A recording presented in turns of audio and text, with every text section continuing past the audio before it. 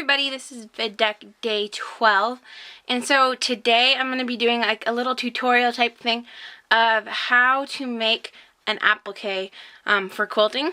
And I know it's kind of boring, but a lot of people are asking how I do some of the quilting things that I do. So this is going to be a lion in the end holding a guitar, just because one of the YouTubers I watch is Landon Austin, and he's a music person, and he gets comments all the time that he looks like a bunny, but he thinks that he looks like a lion. And so I'm going to make this lion holding a guitar and send it to him for Christmas. So yeah, this is going to be a tutorial, a little step by step. So I hope you guys enjoy it. So the first step you're going to do is trace around all of the different pieces on some Steam-A-Seam, which is Steam-A-Seam Light is what I'm using. And it's this paper that, if you feel it, has a sticky side and a clear side, or a non-sticky side, and you want to draw on the sticky side. And that's what we're going to be ironing onto the fabric to make it stick to the other piece of fabric later. So I'm drawing all the pieces, and then I'm labeling them with what they are. And there's a lot of pieces. This is the lion that I'm doing, but it'll probably end up looking different because I don't do that. And then there's the guitar. So I'm going to do all those pieces, and then I'll show you the next step. So for the next step, you're going to want to take your cutout piece, and then you're going to take the backing off of it so that it leaves just the sticky. There's sticky here, and then there's the stencil drawing that you did. So on this piece of fabric, there's the darker side, and then there's a lighter side. So I'm going to use, oh gosh, why is it not focusing?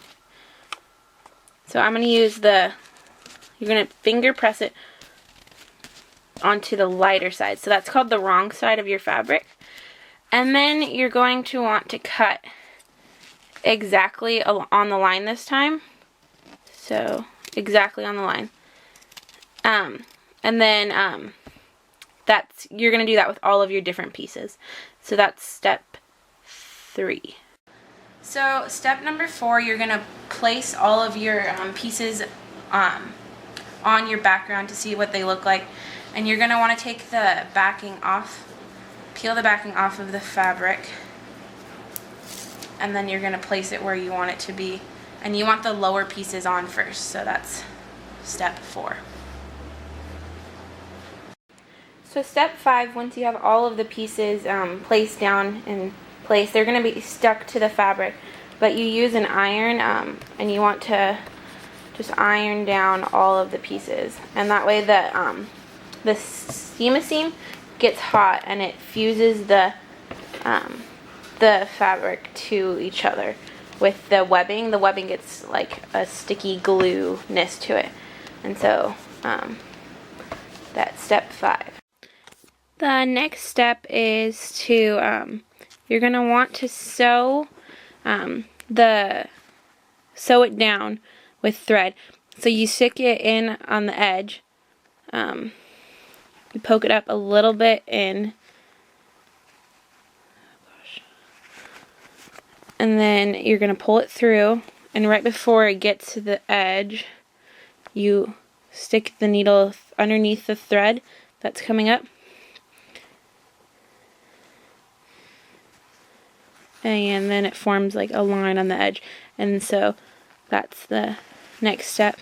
And after you have all of that done, you can add buttons and decorative strings and stuff, and add the detail into the final product.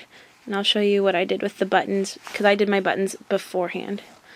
So I put string on the guitar, and buttons for the frets, and I put button eyes.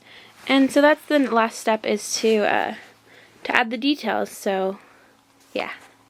So here's the final product with the blanket stitch around all the different pieces, and it took a total of 7.5 hours and 6.5 discs of Paper Towns by John Green, which is a really good book, and I've been listening to it on an audio tape, and it's really good. Yeah, so that, oh gosh, my hair, that took a really long time. So only do it if you have a lot of time on your hand. Like today was my day off, so I just spent the whole day doing that. And so yeah, I suggest checking out that book by John Green, especially if you like his stories. And if you want to try your hand, maybe something smaller, like just a small applique. So yeah, have a good rest of your day.